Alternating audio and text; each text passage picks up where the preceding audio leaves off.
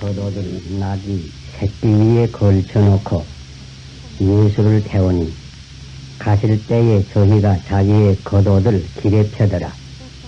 이미 감람산에서 내려가는 편까지 가까이 오시매 제자의 온 무리가 자기의 본바 모든 능한 일을 인하여 기뻐하며 큰 소리로 하나님을 찬양하여 가로되 찬송하리로다. 주의 이름으로 오시는 왕이여 하늘에는 평화요 가장 높은 곳에는 영광이로다 하니 무리 중 어떤 바리새인들이 말하되 선생이여 당신의 제자들을 책망하소서 하거늘 대답하여 가라사대 내가 너희에게 말하노니 만일 이 사람들이 잠잠하면 돌들이 소리 지르리라 하시니라. 가까이 오사 성을 보시고 우시며 가라사대 너도 오늘날 평화에 관한 일을 알았다면 좋을 뻔하였거니와 지금 내 눈에 숨기웠도다. 날이 이를지라 내 원수들이 토성을 쌓고 너를 둘러 사면으로 가두고 또 너와 및 그 가운데 있는 내 자식들을 땅에 매여치며 돌 하나도 돌 위에 남기지 아니하리니 이는 권고받는 나를 내가 알지 못함을 인함이니라 하시니라. 누가복음 19장 35절 이하를 봉독하였습니다. 옛날부터 부활주일 전주일을 흔히 종로주일이라 해서 우리 주님께서 예루살렘 입성하신 것을 기념합니다. 우리 주님께서 나귀를 타시고 예루살렘에 들어가실 때 6월절에 참회하려 오던 많은 무리들이 주님을 호위하고 기쁨으로 호산나라고 부르면서 예루살렘 성에 들어가게 되었습니다. 많은 무리들은 큰 기대를 가지고 기쁨으로 이렇게 찬송을 불렀지만은 우리 주님께서는 예루살렘 성을 보시고 오히려 눈물을 흘리시면서 탄식하신 말씀이 여기에 있습니다. 주님께서 어찌하여 예루살렘을 보시고 눈물을 흘리셨는가? 그것은 예루살렘의 장래의 멸망을 미리 보신 까닭입니다. 왜 그때의 예루살렘 성은 멸망할 운명에 있었습니까? 그것은 주님의 탄식하시는 이 말씀에 나타났었습니다. 오늘날 평화에 관한 일을 알았다면 좋을 뻔하였거니와 그들의 눈에 가리워진 바가 되었다고 말씀했습니다. 또는 권고받는 날을 알지 못하였다고 탄식을 했습니다.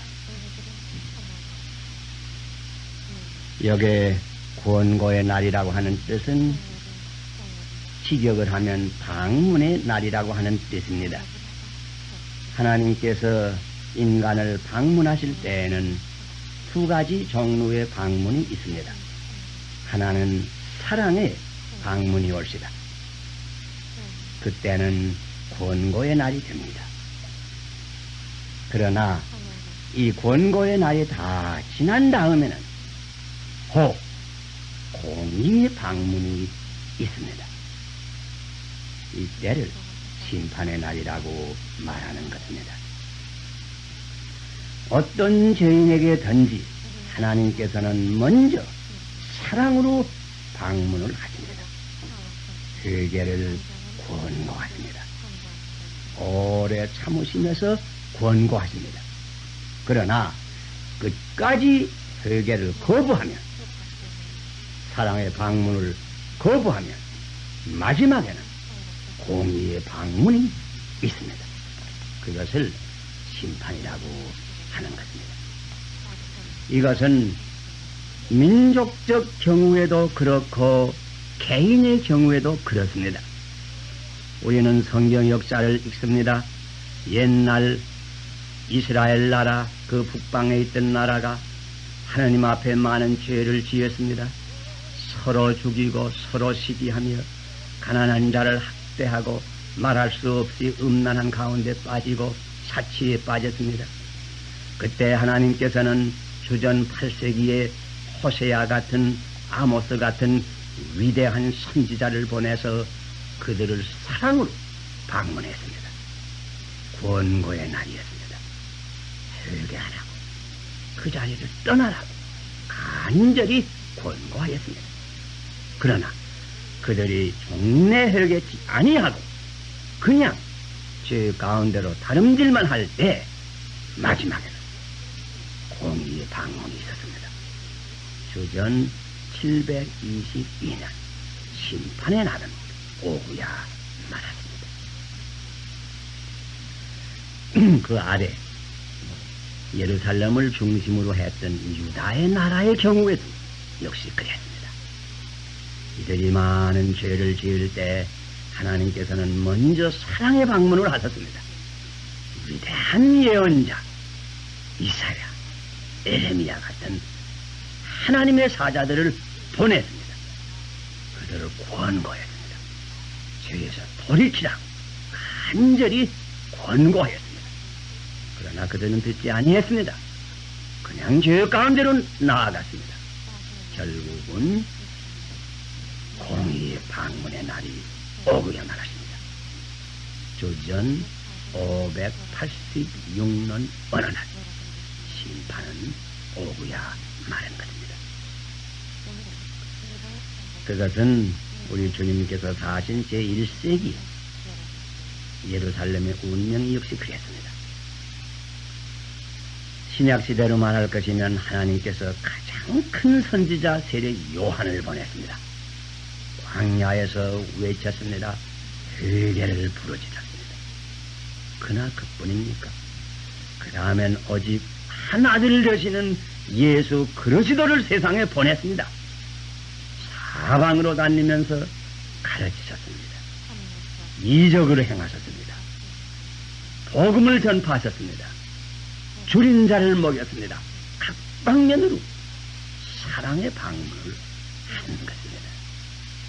그러나 그들은 종래 회개하지 아니하였습니다. 듣지 아니하였습니다. 오히려 예수를 십자가에 못 박은 것입니다.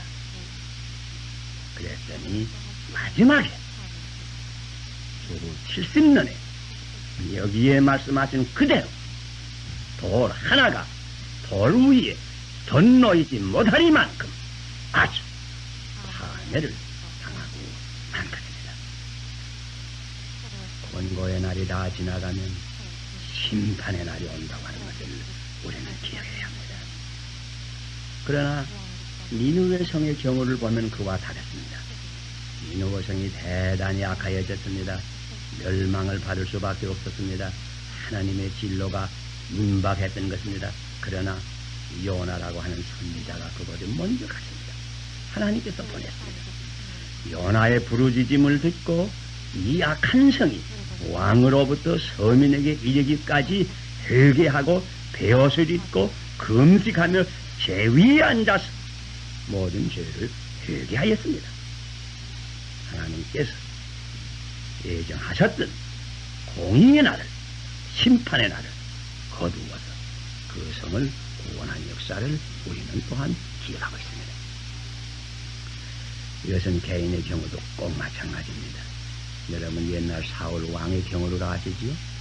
그는 본래 인격과 용맹이 출중해서 이스라엘의 첫 왕이 되었습니다. 그러나 그이가 세력을 얻은 후부터 점점 교만해지고 고집이 많아지고 시기심이 많아지고 점점 죄악 가운데 빠져들어가게 될 때 하나님께서는 그 사자 사무엘을 통해서 여러 가지로 권고를 하신 것입니다. 순복이 제사보다 낫다고 여러 번 가르쳤습니다. 그러나 결국은 회개하지 아니할 때 자기 자신과 일가가 망한 이 얘기는 우리가 다 아는 또 예수님의 제자 가로 유다의 경우도 역시 그렇습니다. 유다야말로 하나님의 은혜 많이 받았습니다. 주님의 친 사랑을 받았습니다. 그런데 주님을 배반하고 악한 마음을 품었습니다. 그러나 예수님께서는 최후까지 권고하셨습니다.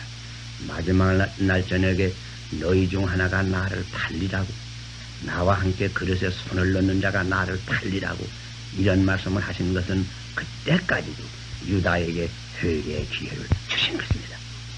그러나 강팍한 마음 가진 유다는 그 말씀 듣지 아니하고 종래 그 자리를 떠나서 악한 무리에게 가서 그들과 같이 행동을 취하게 된 것입니다.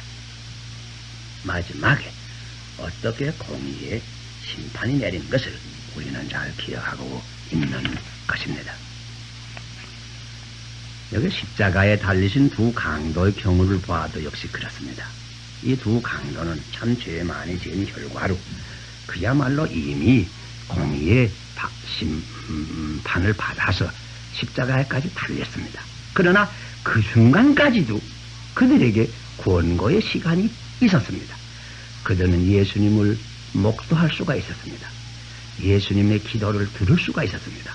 예수님의 십자가상의 말씀을 친히 들을 수가 있었습니다. 회개할 기회가 있은 것입니다.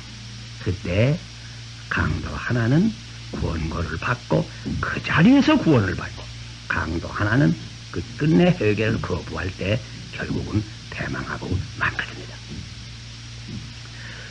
이렇게 주님의 말씀대로 하나는 데려가고 하나는 버려두게 된 것입니다.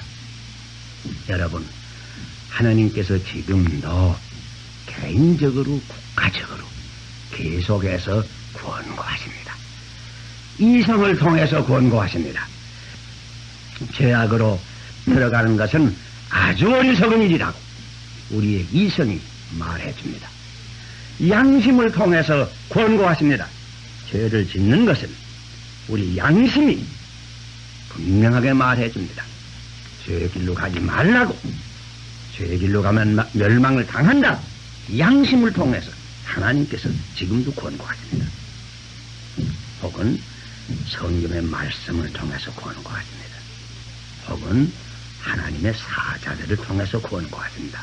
여러분의 목사나 장로나 권찰이나, 혹은 사회 여론을 통해서도 권고하십니다. 특별히 정권을 가진 이들에게, 사회에 중대한 책임을 가진 이들에게 민성이 천선히 하는 말이 그 말입니다. 여론을 통해서 권고하십니다. 혹은 인간의 역사를 통해서 권고하십니다. 역사를 보라고, 역천자는 망하고 순천자야 흥한다고, 심으는 대로 거두는 인과의 법칙을 보라고 역사가 우리를 권고합니다. 어떤 때는 큰 천재지변이나 사고를 통해서도 우리에게 권고하십니다. 예수님 말씀과 같이 회개하지 아니하면 너희들도 언제 멸망을 받을지 모른다고 권고하십니다. 또는 우리 매일의 경험을 통해서도 우리에게 권고합니다. 우리의 실패, 우리의 성공, 우리의 질병, 혹은 우리 친구의 죽음, 모든 경험을 통해서도 하나님께서는 우리로 하여금 죄악을 떠나서 영원한 생명의 길로 올라오라고 권고하십니다. 여러분이 권고의 말씀을 듣습니까? 기억하세요.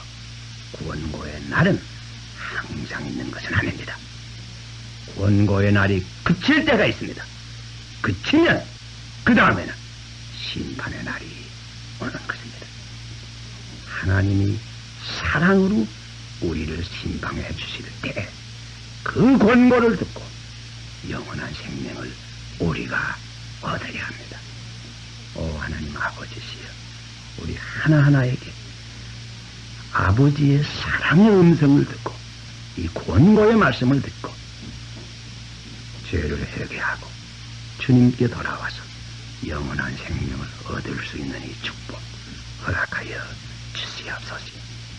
주님의 이름으로 기도하옵나이다. 아멘.